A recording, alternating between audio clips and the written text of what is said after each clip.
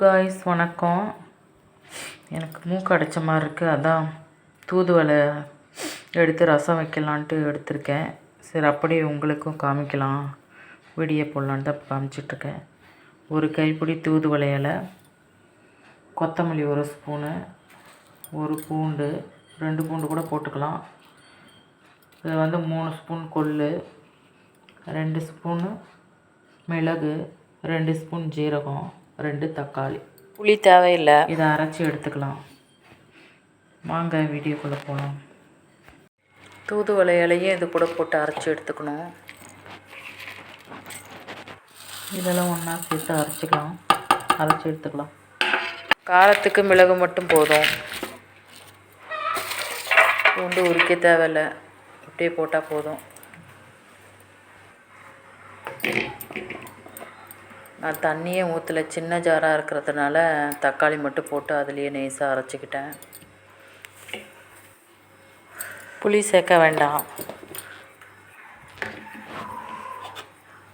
இப்போ நமக்கு எவ்வளோ தண்ணி வேணுமோ சேர்த்துக்கலாம்.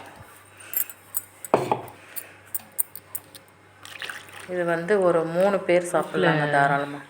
காஞ்ச கருவேப்பில் தான் இருக்குது, பச்சை கருவேப்பிலையாக இருந்தால் நிறையா போடுவேன். இருட்டாகிடுச்சு, என்னால் பறிக்க முடியாது, இதுதான் போடுறேன்.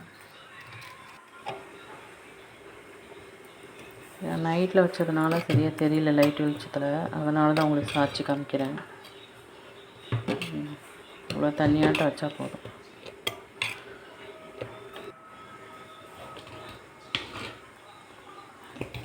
இதுதான் அங்கே கிண்டிக்கிட்டே இருக்கணும், இல்லைன்னா பொங்கி வெளியே வந்துடும். கொஞ்ச நேரம் ஒரு 5 நிமிஷம் வச்சா போதும்.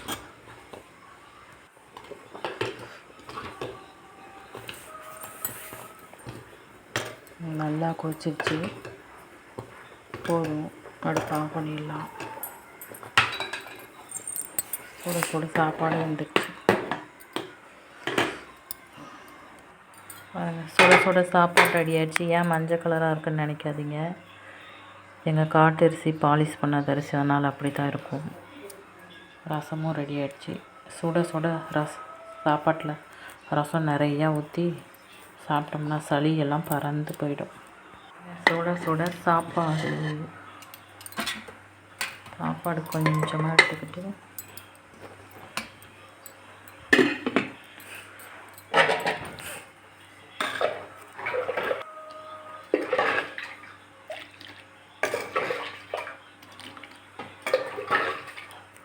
ரசம் இவ்வளோ நிறைய எடுத்துக்கணும்.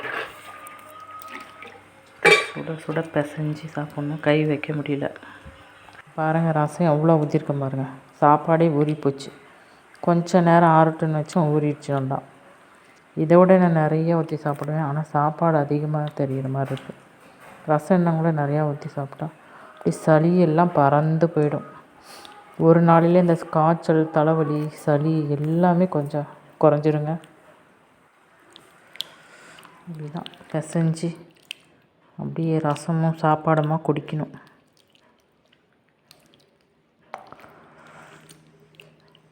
சாப்பாடு இன்னும் குழையாக இருந்தால் நல்லாயிருக்கும்.